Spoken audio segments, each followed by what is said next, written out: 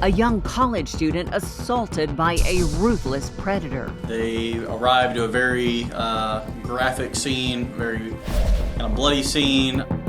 I believe what struck me the most is the extent that I believe that she was beaten. She was beaten to a pulp. You have to have a lot of demons to want to do that to another person. The brutality of the crime paralyzed a community with fear.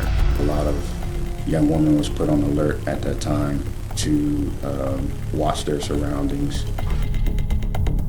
Detectives feared the only way he could be caught was if he attacked again. So it is literally trying to find a needle in a haystack in a field of haystacks. The investigation would slowly uncover a sinister truth. I believe our killer was already watching Terri.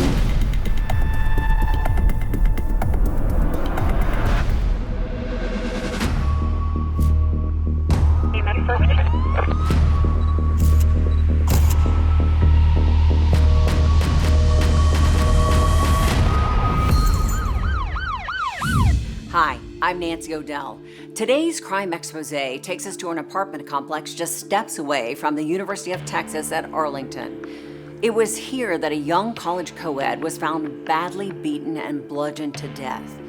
Detectives were baffled by the troubling details of Terri McAdams' grisly murder, and the entire community lived in fear that until the dangerous predator was caught, no young woman in the area would be safe. It was early afternoon on Valentine's Day when a terrified maintenance worker from a nearby apartment complex called police. The call came in by a maintenance worker who located a white female identified as Terri McAdams.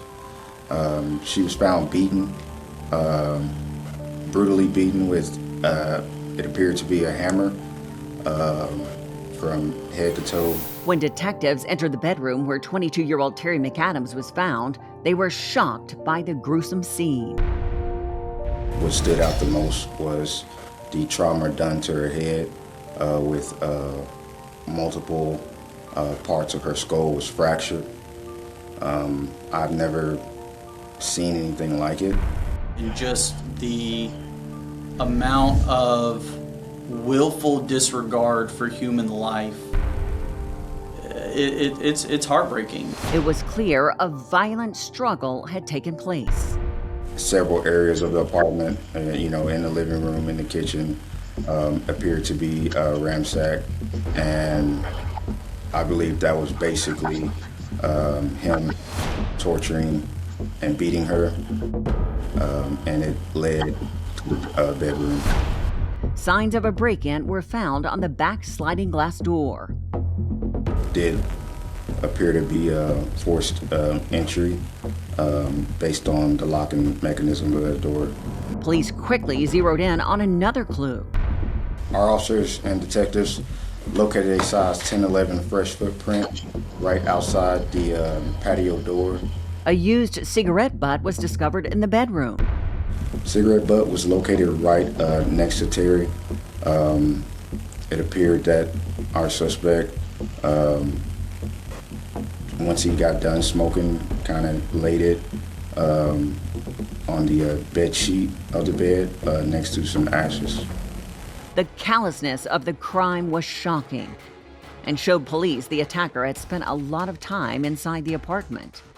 That she endured pain for a very long time, and I even believe that after her death, our suspect continued to beat her, to torture her. Detectives learned Terri had a fiancé, and even though she had her own place in the complex, the murder had happened inside his apartment. And you say the killer actually took his time inside the apartment. So was anything stolen? The only thing that they noticed that was missing in the apartment was Terri's engagement ring from her fiancé. There was nothing else that appeared to be stolen in the apartment. Which made Terri's boyfriend become suspect number one. Based on this being his apartment, based on that a ring was stolen that he gave her, and there was nothing else stolen in the apartment.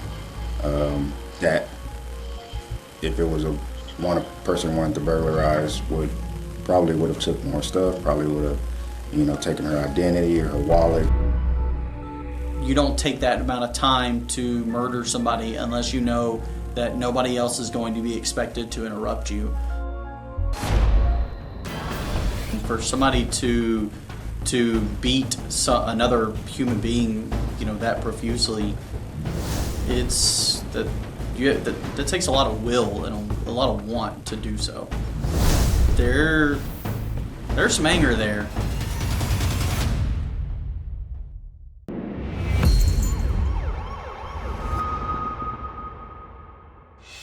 Terri McAdams had been found brutally attacked inside her fiancé's apartment.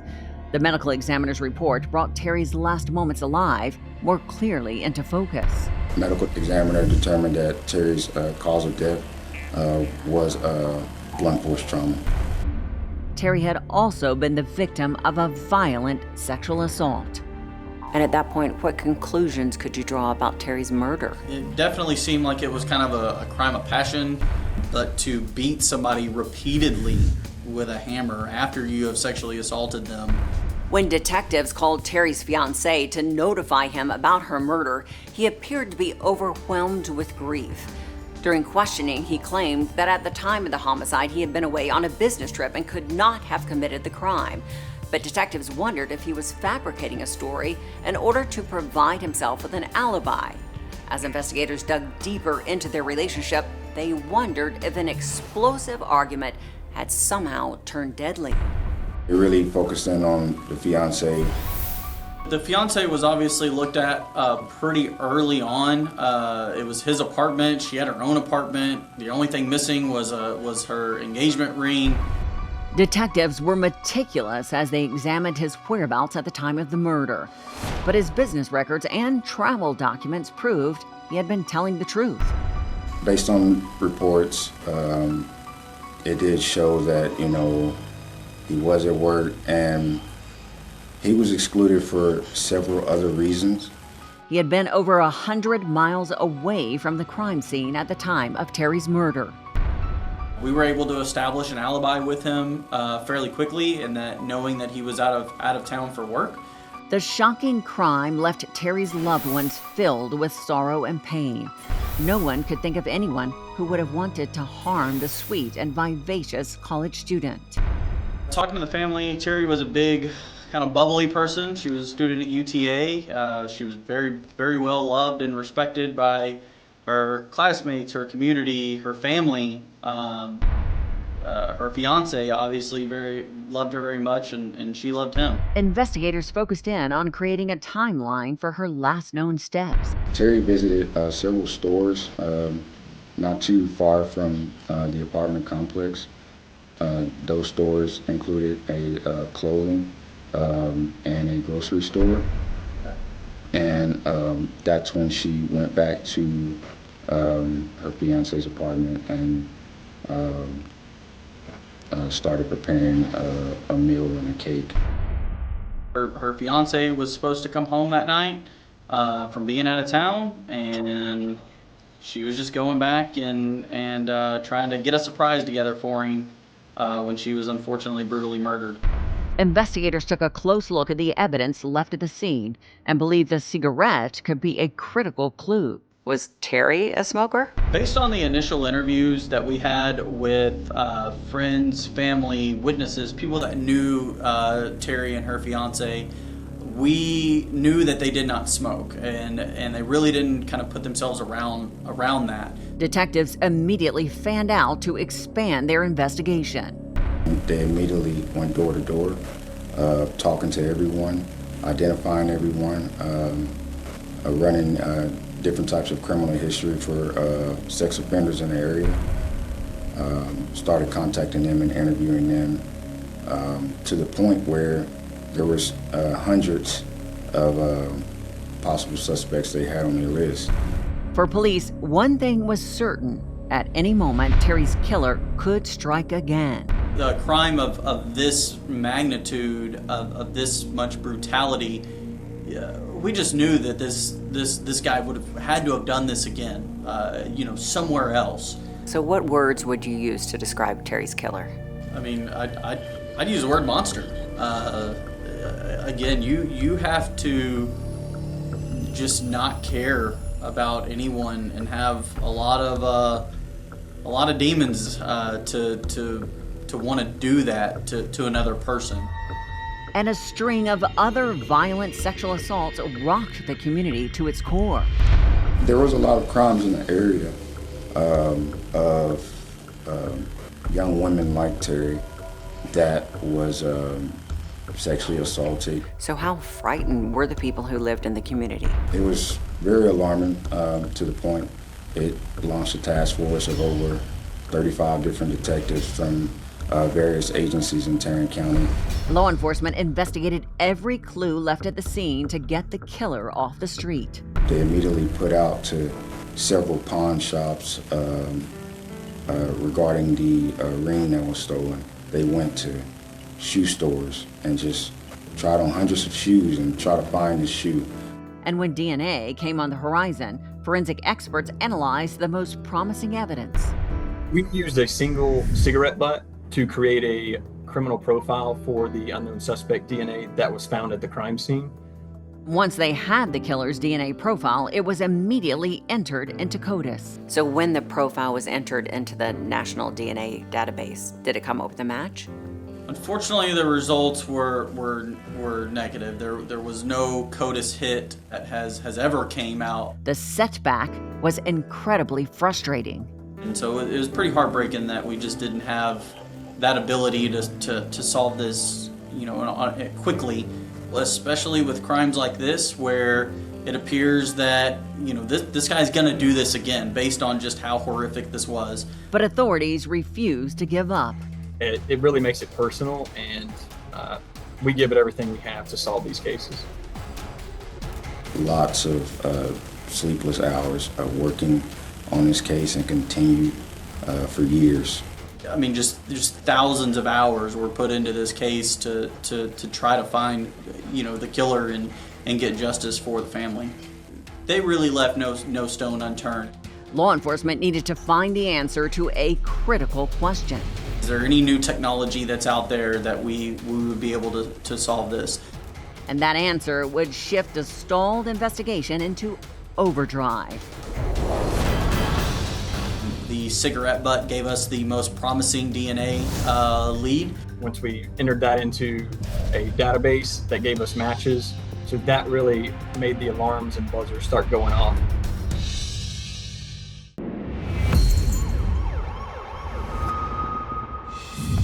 Detectives investigating Terri McAdams' vicious murder promised her family they would never give up.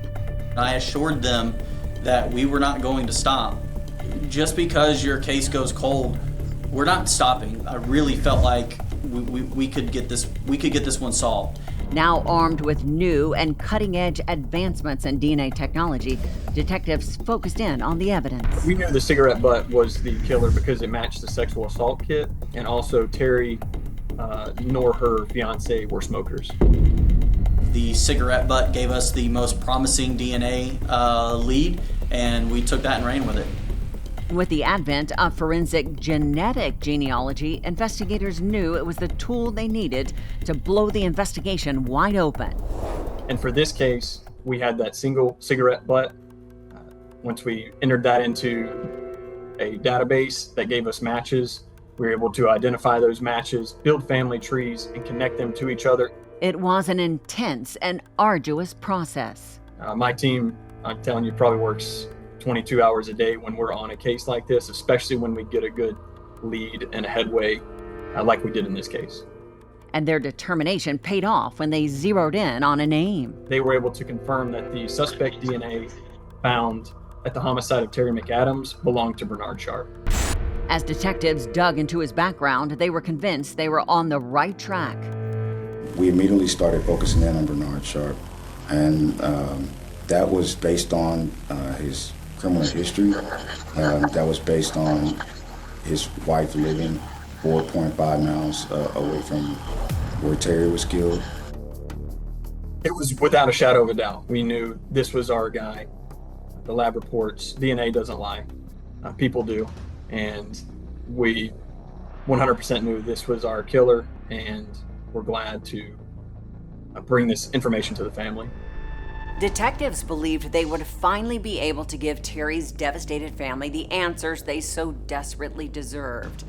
But as police continued digging into Bernard Sharp's criminal history, they learned 9 months after Terry's homicide, he had killed himself after gunning down his wife and 2 others. The details of the crime were eerily similar to Terri McAdams' murder. And he snuck into a sliding glass rear window through his wife's home. That's when he opened fire, shooting his wife, killing her, opening fire on his wife's family friend and killing her, and shooting his wife's cousin in the chest, then lighting a cigarette until he smoked it down to the cigarette butt. Same thing that happens in Terry's house. And lastly, he laid down next to his wife and shot himself in the head. Detectives believe on the day of Terry's murder, Bernard Sharp had targeted the 22-year-old college student and had waited for his opportunity to strike. So, based on everything that you now know about the crime, how would you describe Terry's last moments alive? My heart breaks for her. My heart breaks for her family. I can only imagine what she was going through and the horror that she had to endure, knowing that she was going to die. You know, he had broken into her house. She had no clue who she was from what we know. My heart breaks for her and the pain that she had to have been going through. Investigators gathered Terry's family to reveal they had found the identity of her killer. What was that moment like when you told Terry's family the news? Emotions were very high in the room. It was a very somber occasion, but also a very joyous occasion. You could see the pain in the family's face, but also the relief and joy that they now at least have a name to the face of who took their sister away from them. It meant everything to me. It showed me that what we were doing, all that hard work, all those late nights, were for a reason. I was so happy that I was able to deliver on that promise, that we did not stop, and that we were able to find justice for Terry.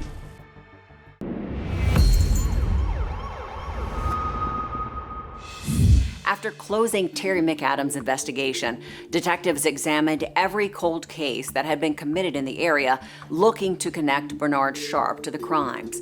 But so far, law enforcement has been unable to link him to any other attack. And now, it's time for today's Safety Spotlight. In this case, the murderer was able to gain access to his victims through their sliding glass doors. These doors are often considered inviting targets for criminals because their large glass windows are easy to break, and they usually have an inadequate lock. To help reinforce them, consider installing a deadbolt lock, a security bar for the track, or shatterproof glass. And you may also want to install a home security system with sensors to alert you and law enforcement when doors have been compromised. That way, if danger arises, you can have peace of mind that police are on their way. I'm Nancy O'Dell. For all of us here at Crime Exposé, please join us next time and stay safe.